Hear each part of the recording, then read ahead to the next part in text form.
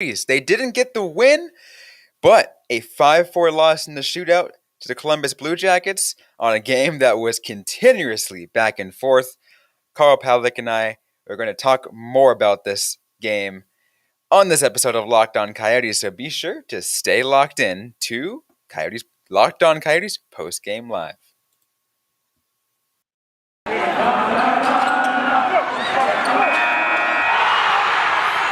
You're Locked On Coyotes, your daily podcast on the Arizona Coyotes, part of the Locked On Podcast Network, your team every day.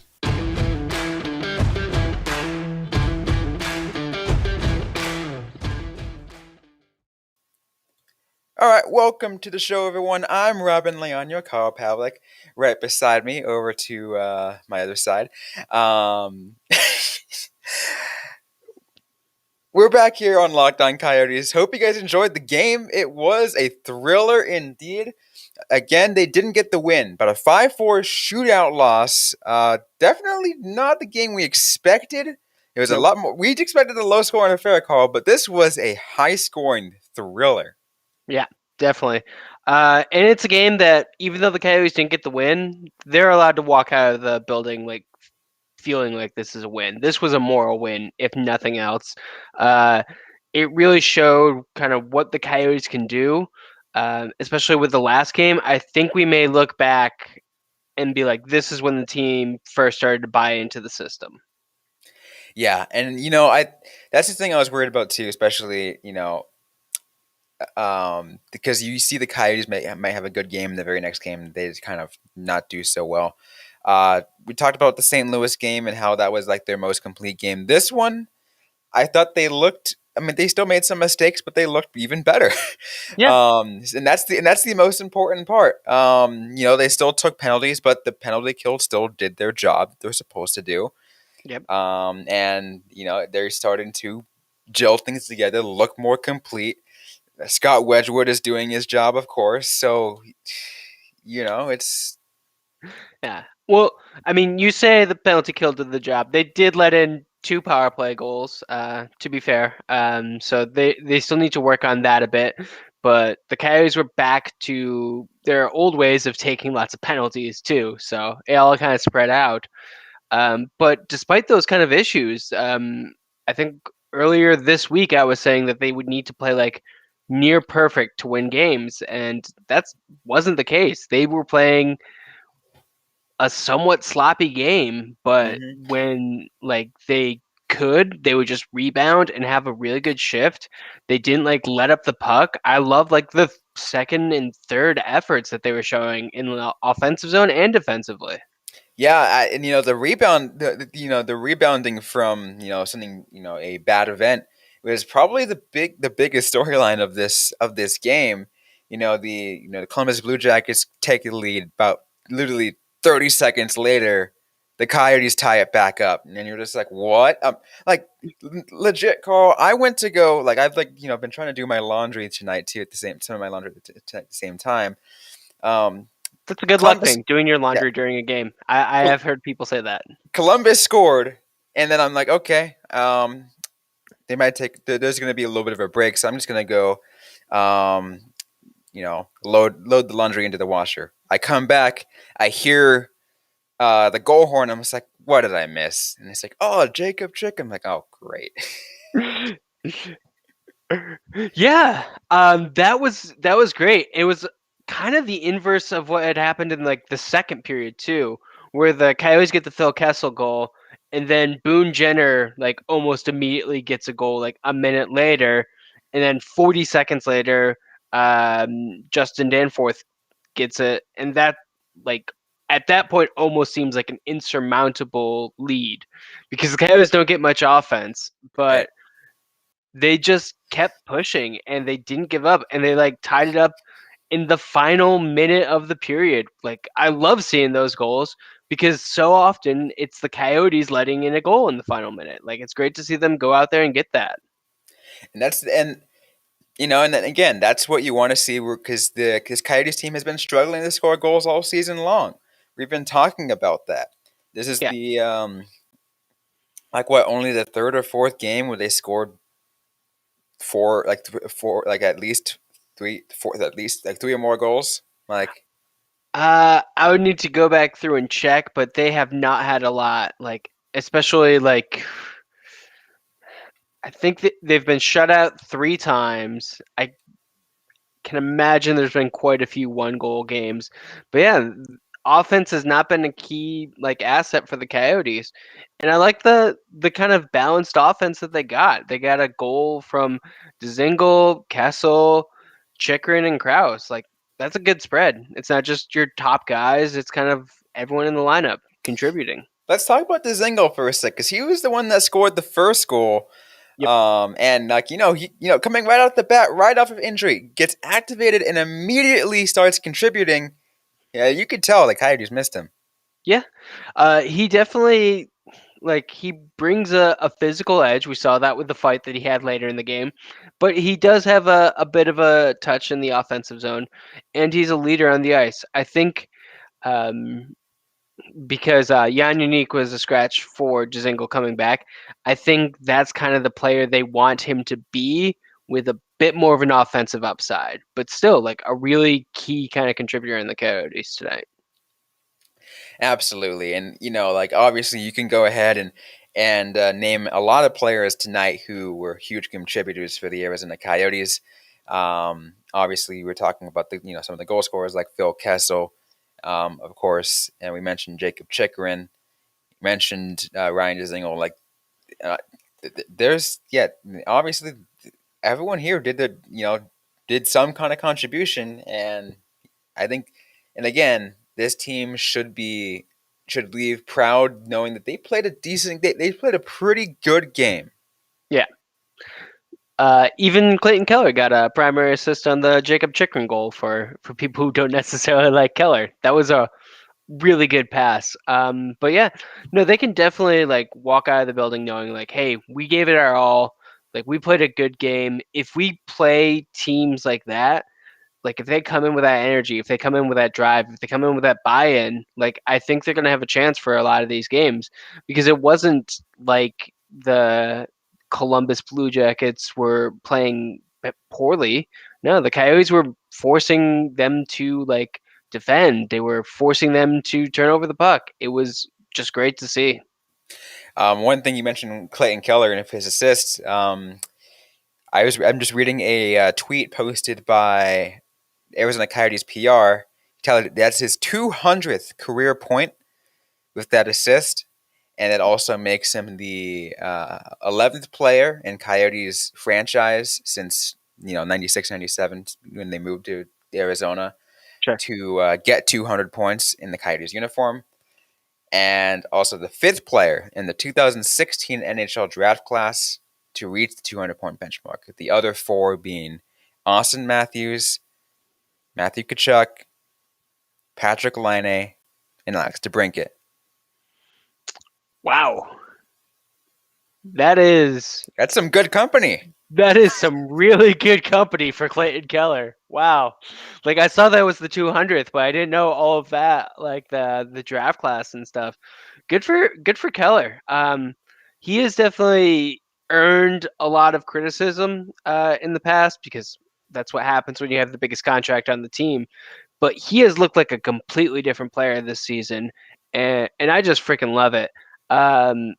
Even when like he wasn't getting on the scoreboard, he looked like he was like going hard to the net. Took a poorly timed penalty, but can't all be perfect. Of course, there's no. I mean, there's rarely ever a 100% perfect game. Yeah, Like you've seen some phenomenal games for some really good teams, but there's always little mistakes. Like you look back at a team that you thought was perfect, and it's like, oh, they could have done this better. In the case of Clayton Keller, he played a near perfect game. There's a couple things he could have done better. One of the things that you just mentioned there, but like he still played a really good game. yeah, definitely don't want to take anything away from him. He has just looked good. I imagine he is going to be rewarded a lot more, especially if the team's going to continue clicking like this. It's been really just exciting to watch. Absolutely. We still got to get more to on our recap of today's game. We're going to finalize our thoughts of the Arizona Coyotes' 5-4 shootout loss to the Columbus Blue Jackets. And then we'll take a quick look ahead what's going to be coming up for the Arizona Coyotes later this week. All that coming up on this post-game live show of Locked On Coyotes. Before we get to any more, though, I want to let you guys know, of course, it is Thanksgiving time, and nothing better than, all those goods and treats, delicious food that you can get from the Thanksgiving time. But maybe you want something that isn't so full of calories and sugar, then maybe Built Bar might be the perfect dessert and the perfect snack for you. You can feast on something delicious and feel good about it. No guilt at all, because let's compare really. Get a slice of pie that's maybe upwards of 130 or 300 calories, excuse me, and that's in the low end. Meanwhile, Built Bar only has 130 calories, 4 grams of sugar, and plenty of protein. So they're covered in 100% real chocolate. It's a great option for when you're hungry and, maybe you don't want to feel as guilty as Thanksgiving comes up, because we know the holiday 15 comes up pretty fast for a lot of people. Maybe if you don't want to do that, let's say Built Bar might be your best option for that. There's new surprises all month long. Limited time flavors arriving at Built.com regularly. So be sure to check the site often. There's nothing like a Built Bar Black Friday, so mark your calendar. Black Friday will be a huge event with all sorts of surprises. Go to Built.com and use the promo code LOCKED15 for 15% off your order. Once again, that is LOCKED15 for 15% off at Built.com. All right, so now let's go ahead and, at least in the second segment, Carl, of this post-game live show, finish off by just putting any other thoughts we have on this game. Sure.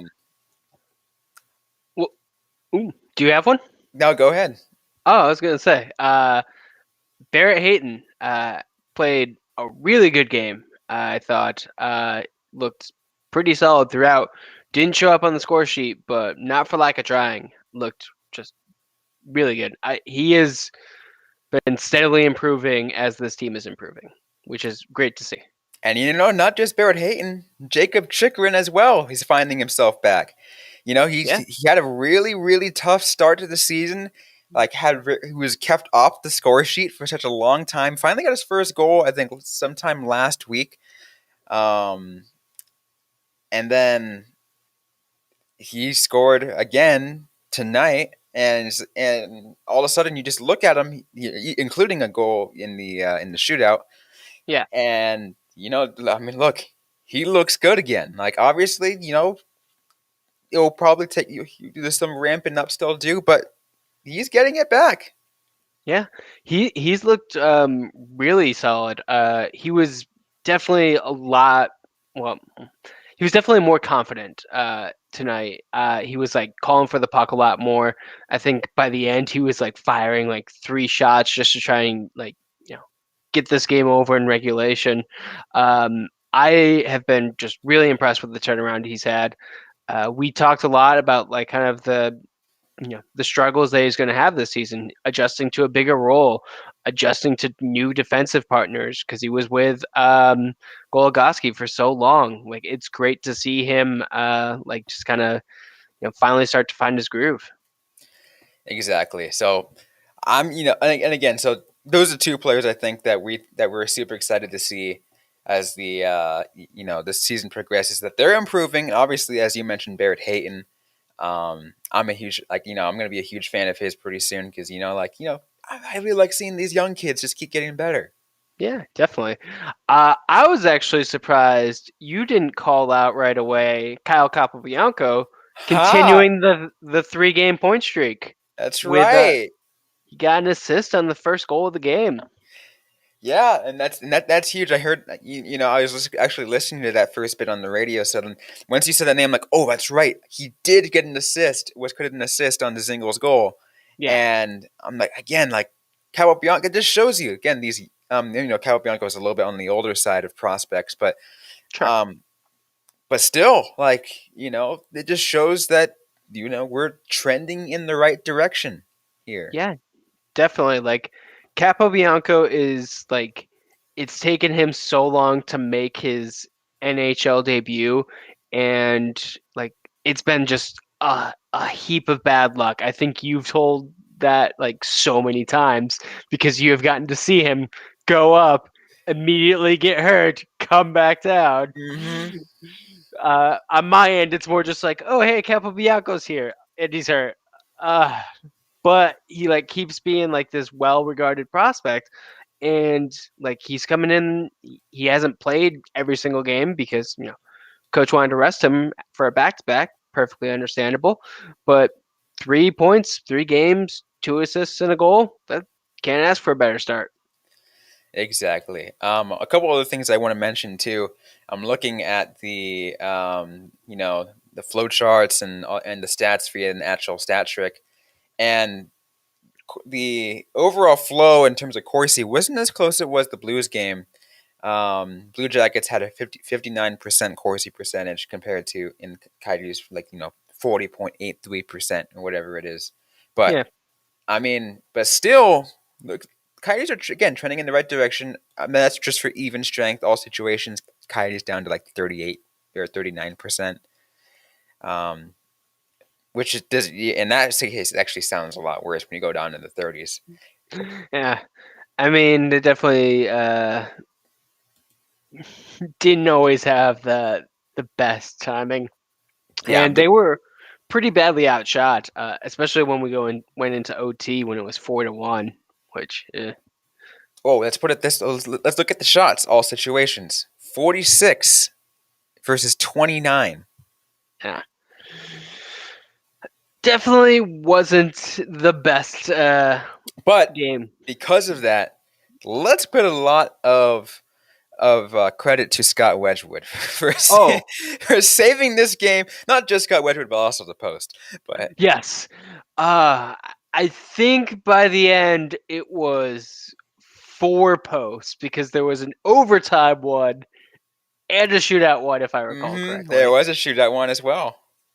Ge- I have never bet like I can only imagine how many times he kissed that post because that is just You could, I mean, uh, I was watching, one watching the TV broadcast. You could just see the frustration on the Blue Jackets players, just like, oh my god, not again.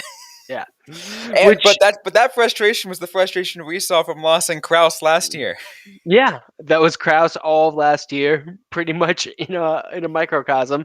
But it's also like a lot of what we saw from the Coyotes earlier this year. It just kind of goes to show you that the luck kind of comes around at a certain point.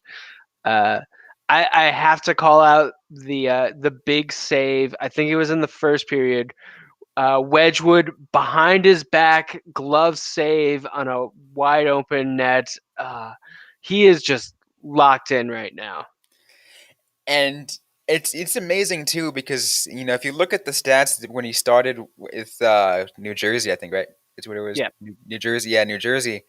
He wasn't doing so well, and that's Nope. why he got put on waivers. And immediately after coming back to Arizona, he just somehow something clicks for him, and he's like, "All right, I'm gonna kill it."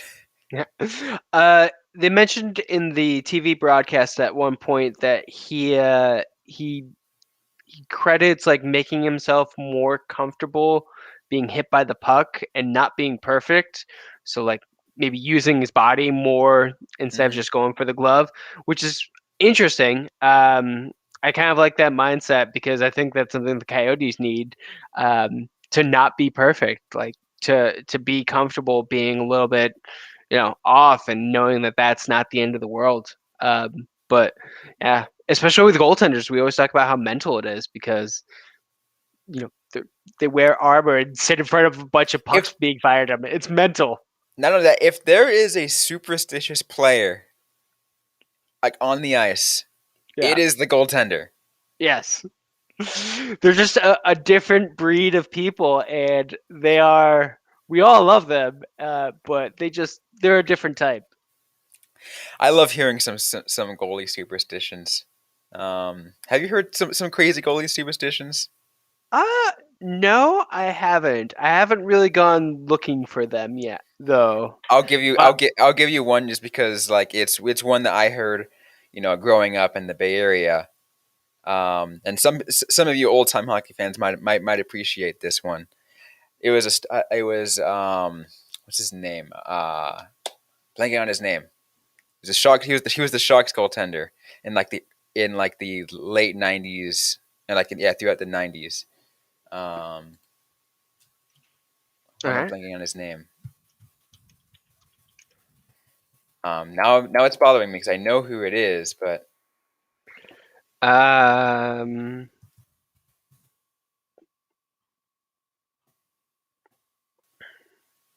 Art Deserbe. Yeah, Art Deserbe.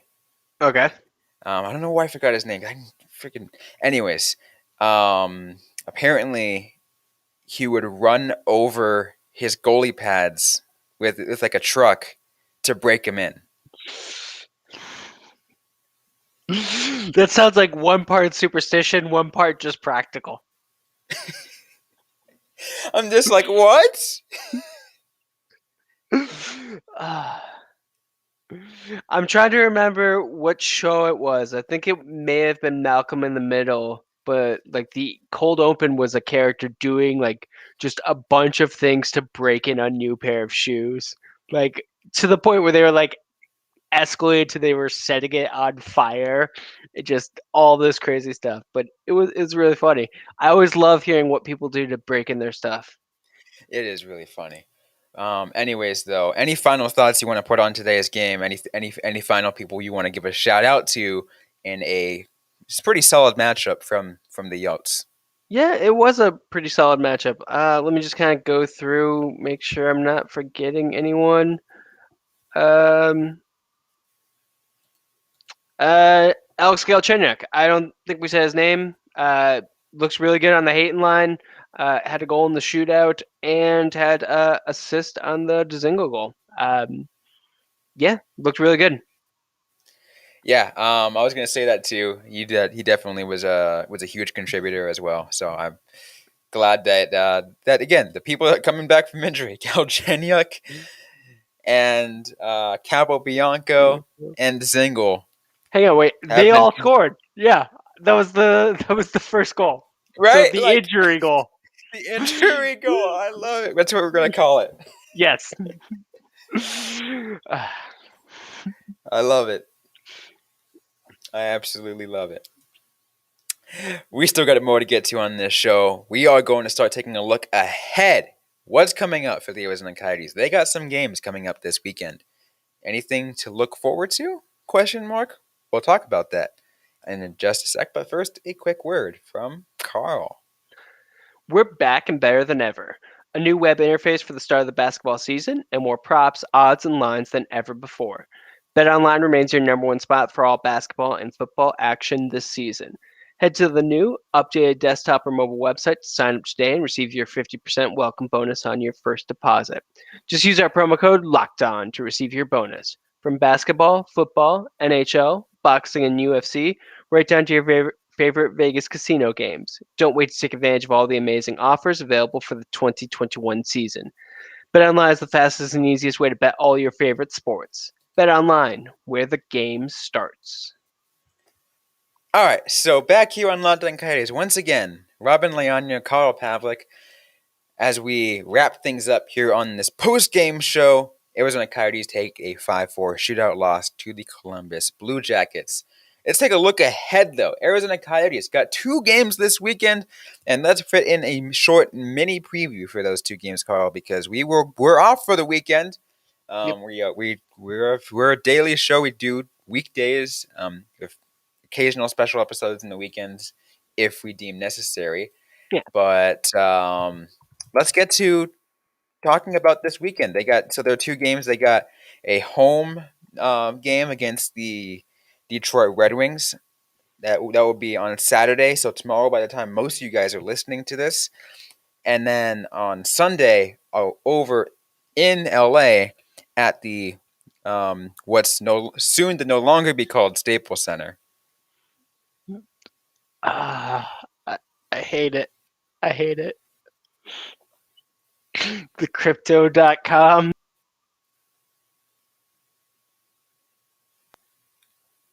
Yeah, we're not gonna like it.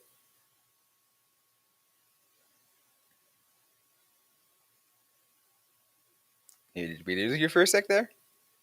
No, I froze. Oh. That name is so bad it broke my internet. Uh, Crypto.com center. Oh my god. just absolutely horrible.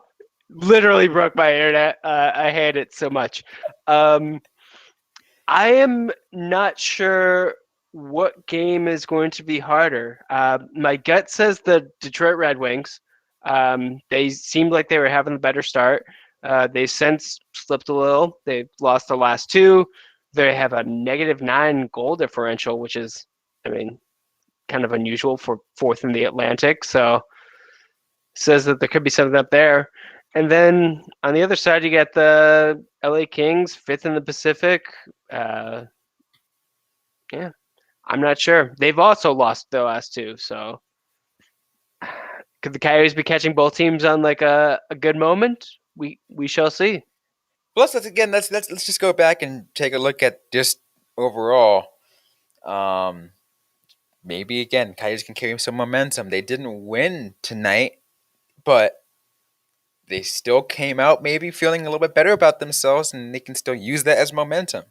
Yeah, Be like, definitely. all right, I think next game is gonna be better. Um, I'm not sure how to compare Alex Nedeljkovic um, to Elvis Merzlikins, but Yeah, it definitely. I do think that there's a lot of things from this game that they can carry over.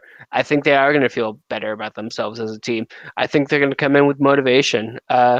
Because now they have a point streak going. Like for the point longest streak. time, they were losing streaks. But this is their first point streak, and you got to keep the point streak going. Yeah, and that is that's the point. That's the point in hockey. Points. Yeah, you got to have more of them at the end of the season. Oh, yeah, we're just gonna state some obvious things here. Yeah, just hockey 101. Have more points in all situations, What are we, except for the John? What Coyotes this what are season. we? The John Madden of the NHL? uh, I will say this. I think something that we've come to expect from Tournier with back to backs is he is going to sit at least one of the younger guys because I think he's did that uh, against both the Chicago and Nashville Hmm. and the Seattle and Anaheim games. He would sit one guy. He's not afraid to split up his goalie games either. So I do think that we are starting to see kind of how he strategizes for that because the Coyotes have had three straight back to backs in 3 weeks.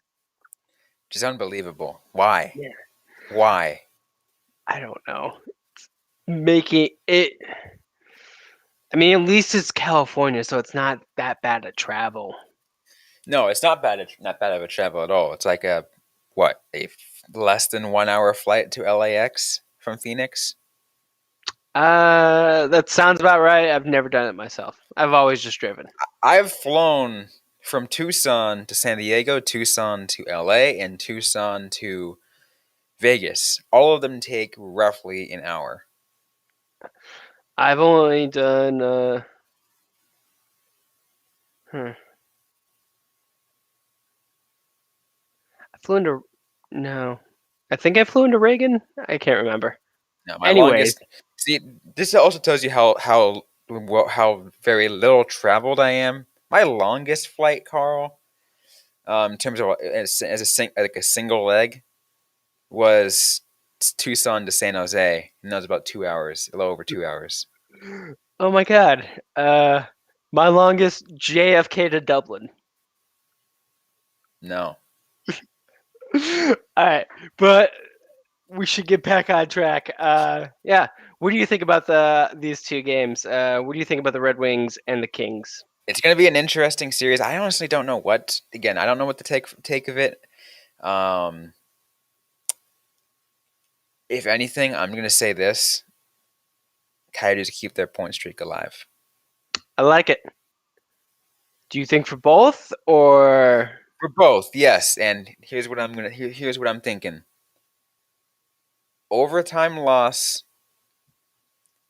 to the Red Wings Okay. and a win over the LA Kings. It's a bold, bold prediction. Mm-hmm. I'm taking it. I'm taking it. I'm gonna go regulation win, Detroit. Uh, regulation loss, Kings. Okay. I'm gonna, I'm gonna go into the weekend with a little bit of pessimism. I mean, good. Keep your expectations low, right? That way you don't get disappointed. I'm setting myself up for disappointment here. Yeah, I mean the Coyotes have gotten their what sixth point at at this point in the season. That's not good. So I don't want to go in with like too high of an expectation. That yeah, no, inject some realism into my life. Okay, that's fair enough. I will absolutely take that.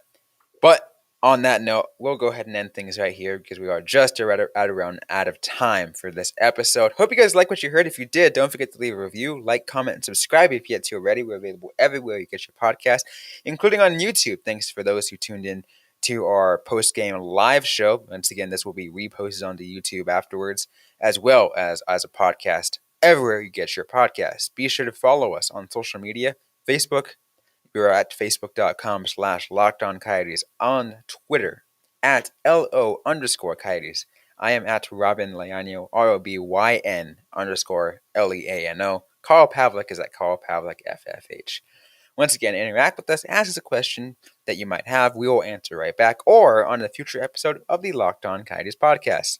Thanks again, everyone, for listening to today's episode. Hope you guys are staying safe out there. Hope you guys are staying healthy. And don't forget to howl on.